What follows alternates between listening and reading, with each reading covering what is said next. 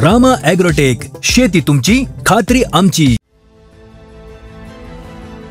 मुरकुटा हा रोग मिरचीला इतका जबरदस्त हे होतो, खातो मिरचीच्या पिकाला, की ते लवकर उपजार येत नाही. पानं कमी मिरची जास्त आहे. उत्पादन जैविक मधून जर निघत असेल तर काय वापरायला काहीच हरकत नाही. जैविकची किलोच्या वर मिरच्या प्रत्येक झाडाला एकदम मिरची म्हणजे मिरचीच्या वजनानं झाडं खाली पडायला लागली.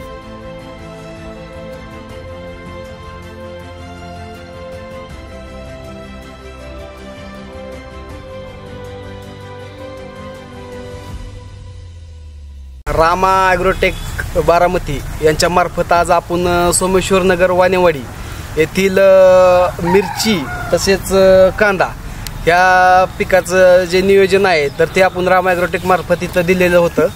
तर एकदम तसं बघायला गेलं तर साध्या पद्धतीनं मिरची केलेला हा प्लॉट आहे. म्हणजे याच्यामध्ये कोणत्याही प्रकारचं मल्चिंग पेपर वापरलेला नाहीये किंवा कोणत्याही प्रकारचं किडीसाठी चिकट जाळे किंवा अदर म्हणजे कोणत्याही प्रकारचं असं नियोजन फिक्स तयार करून मिरचीचं अजिबात लागवड केलेली नाही. एकदम साध्या पद्धतीने लागवड केली.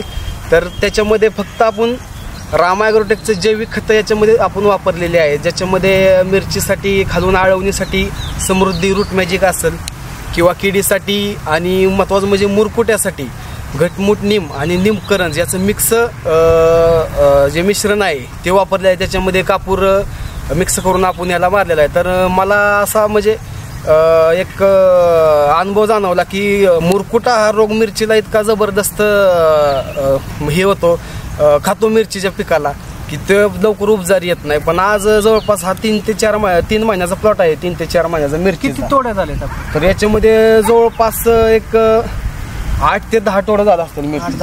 8 ते 10 तोडे मिरची तोड झाले असतील. वन टायमिंगला जरी तोडलं तरी कमीत कमी 100 ते 120 किलोच्या आसपास. किती? तर हे जास्त नाही, एक 4.5 गुंठा म्हणजे एक 5 पांड म्हणजे 8 गुंठ्यापर्यंत रान आहे.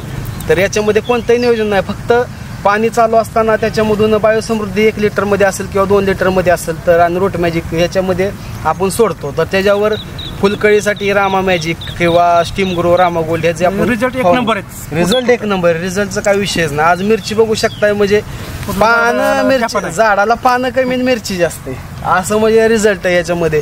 मग एकदम समाधानकारक. आणि खर्चाच्या बाबतीत बघितलं तर मिरची एक खूप सेन्सिटिव्ह पीक आहे.